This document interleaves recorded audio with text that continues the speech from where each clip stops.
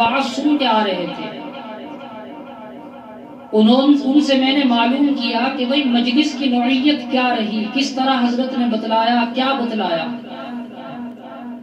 تو وہ جو سامع تھے اپنا سر پکڑ کے بیٹھ گئے کہ ایسا واعظ باکمال ہم نے اپنی زندگی میں پہلی مرتبہ سنا ہے، کہ ذہن کو تو روشن کر ہی رہا تھا، ساتھ ساتھ دل کے گدگدوں کے اندر بھی چھید کر رہا تھا، اور یہ لگ رہا تھا کہ شاید ہم نے دنیا میں آ کر کے اللہ کو راضی کیا ہی نہیں۔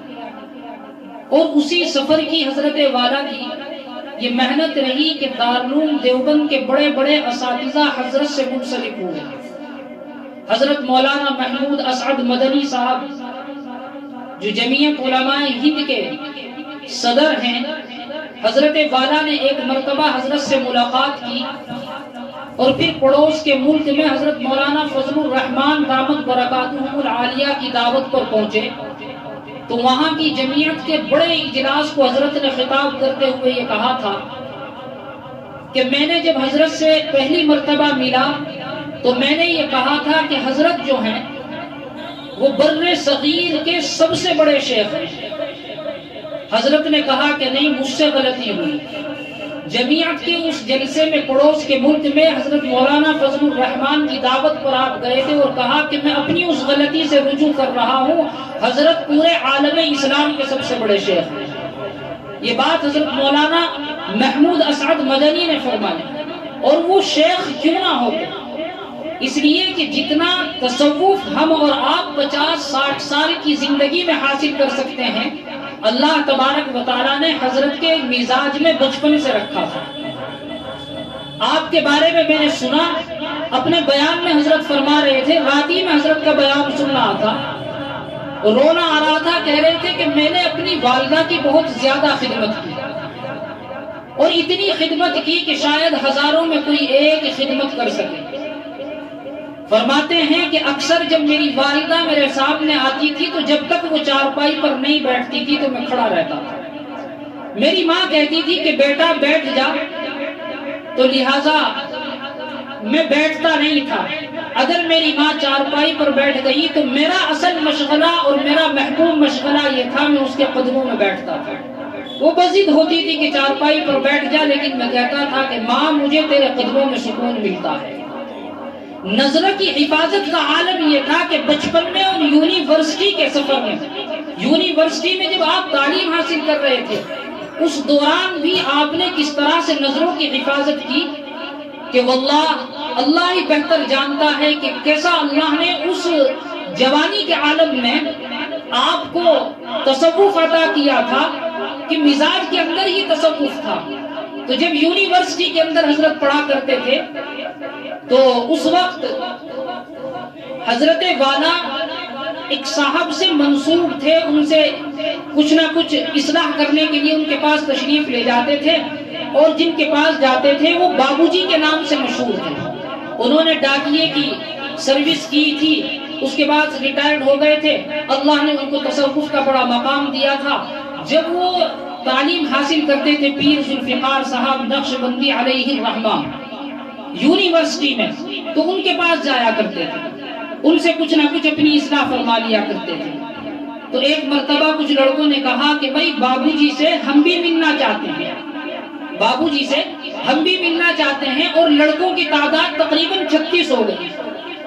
اب حضرت پیر ذوالفقار صاحب انہیں لے کر کے ان بابو جی کے پاس گئے، اور انہوں نے جا کر کے کہا کہ حضرت آپ سے ملنے کے لیے کچھ یونیورسٹی کے طلبہ آئے ہیں۔ حضرت نے کہا کہ ٹھیک ہے، یونیورسٹی کے طلبہ آئے ہیں تو میں ایک ایک سے ملاقات کروں گا۔ ایک ایک کو بلاتے رہے، ملاقات کرتے رہے، ایک ایک کو بلاتے رہے، ملاقات کرتے رہے۔ جب سب سے ملاقات ہو گئی 36 کے 36 سے، تو واپس آ گئے۔ پھر ایک روز بیٹھے ہوئے تھے تو سب نے کہا یار ملاقات کیا ہوئی بابو جی سے؟ اللہ نے ایسا کشف دیا تھا، ہر ایک نے کہا کہ جس جس گناہ میں ہم مبتلا ہیں اسی گناہ کا نام لے کر کے اس کو چھوڑنے کی نصیحت فرمائی۔ اور جب یہ جماعت وہاں گئی تھی جس کے امیر پیر ذوالفقار نقشبندی رحمت اللہ علیہ تھے، تو سب نے یہ کہا تھا حضرت کی امارت میں کہ حضرت ہمارے لیے دعا کر دیں کہ ہمیں نبی کریم صلی اللہ علیہ وسلم کی خواب میں زیارت ہو جائے۔ چنانچہ فرماتے ہیں کہ ایک روز ہم سب بیٹھے ہوئے تھے تو سب نے اپنی اپنی کارگزاری سنائی. اس نے کہا کہ مجھے بھی زیارت ہو گئی, مجھے بھی زیارت ہو گئی. 35 لڑکوں کو اللہ کے نبی کی ان کی دعا کے سلے میں زیارت ہوئی. 36ویں نے کہا کہ مجھے زیارت نہیں ہوئی. حضرت والا دوبارہ تشریف لے گئے اور جا کر کے ان سے عرض کیا. انہوں نے کہا کہ اس کا عقیدہ معلوم کرنا. عقیدہ معلوم کیا تو وہ اہل تشیع میں سے تھا. اس کو اس لیے اللہ کے نبی کی زیارت نہیں ہوئی. تو اللہ کے نبی صلی اللہ علیہ وسلم کی زیارت کے لیے شرط ہے نگاہوں کا پاک ہونا. اور حضرت پیر ذوالفقار نقشبندی رحمت اللہ علیہ کو اللہ نے وہ مقام دیا تھا کہ جب آپ جوانی کے عالم میں تھے تو وضو کر کے جا رہے تھے اور اپنے تولیے سے منہ پوچھ رہے تھے تو آپ کے استاذ نے ایک صاحب کو بلا کر کے کہا کہ اس جوان لڑکے کو دیکھتے ہو؟ کہا کہ جی ہاں دیکھ رہا ہوں کہ اسے خواب میں 100 مرتبہ سے زائد اللہ کے نبی کی زیارت ہو چکی ہے. یہ مقام تھا حضرت پیر ذوالفقار صاحب نقشبندی رحمت اللہ علیہ کا. آج کلیجہ منہ کو آتا ہے مرقدہ اللہ کہتے ہوئے, اللہ ان کی قبر کو نور سے منور فرمائے, سب کو جانا ہے.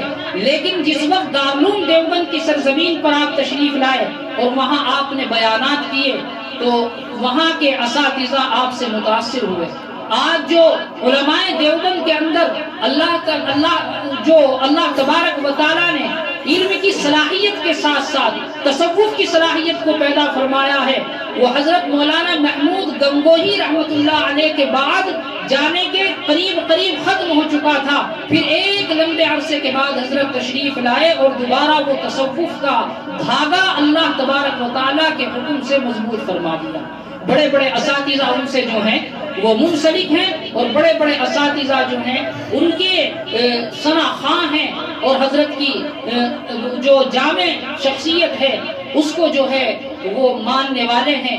میرے عزیز ساتھی, اللہ تبارک و تعالیٰ نے حضرت کو وہ مقام عطا فرمایا تھا کہ جو مقام کسی کو عطا ہوتا ہے. اور ایک شاعر نے یہ لکھا ہے حضرت کے بارے میں کہ شاہانہ زندگی تھی انداز تھا امیر, شاہانہ زندگی تھی انداز تھا امیر, باوجود مال و ثروت لقب چنا فقیر, 22 جمادی الاخری وا تیرا نصیب. شعر کی گہرائی کو سمجھیں کہ 22 جمادی الاخری وا تیرا نصیب, بعد صدیق اکبر اسی میں وفات پائے فقیر. یہ 22 جمادی الاخری جو ہے حضرت صدیق اکبر رضی اللہ تعالیٰ عنہ کی وفات ہے اور اسی وفات میں اسی دن حضرت پیر صاحب نے وفات پائی. اور جس سلسلے سے حضرت وابستہ ہیں وہ تصوف کا سلسلہ بھی صدیق اکبر سے جا کے جوڑتا ہے. آگے فرمایا عشق نبی میں فقیر کی ادا دیکھ مجاہد, عشق نبی میں فقیر کی ادا دیکھ مجاہد, وہ جس دن دفن ہوئے وہ دن تھا بروز پیر. اللہ تبارک و تعالیٰ نے پیر کے دن ہی ان کو مدفون فرمایا. اللہ سے دعا کریں کہ اللہ تبارک و تعالیٰ نے جو یہ خلا پیدا فرمایا ہے. اور ایک پیر صاحب کے حوالے سے میں ایک بات اور عرض کر دوں, وہ تو یہ فرما رہے تھے کہ 3 آدمی اس وقت میری نگاہوں میں تصوف میں 1000 سالہ تاریخ میں سب سے بڑے ہیں. انہوں نے پہلے نمبر پر نام گنوایا حضرت خواجہ معین الدین چشتی علیہ الرحمہ کا, اور دوسرے نمبر پر انہوں نے بتلایا کہ حضرت مولانا شاہ اسماعیل شہید رحمت اللہ علیہ, اور تیسرے نمبر پر وہ فرما رہے تھے کہ تیسرے نمبر پر ہمارے اور آپ کے درمیان سے جو گزر گئے حضرت مولانا پیر ذوالفقار صاحب نقشبندی رحمت اللہ علیہ, اللہ نے تصوف کا وہ مقام عطا فرمایا تھا. یہ آپ اور ہم خوش قسمت ہیں کہ ان کے بیانات سے ہم مستفیض ہوئے, لیکن یہ ہماری بدقسمتی ہے کہ ہم ان کی اپنی زندگی میں زیارت نہیں کر سکے. اتنی عظیم شخصیت ہمارے درمیان سے رخصت ہو گئی. اللہ کل قیامت میں اور حشر کے میدان میں ہم سب کو اپنے حبیب کی معیت میں ان کی زیارت کرنا نصیب فرمائے. وآخر دعوانا الحمدللہ. جزاکم اللہ.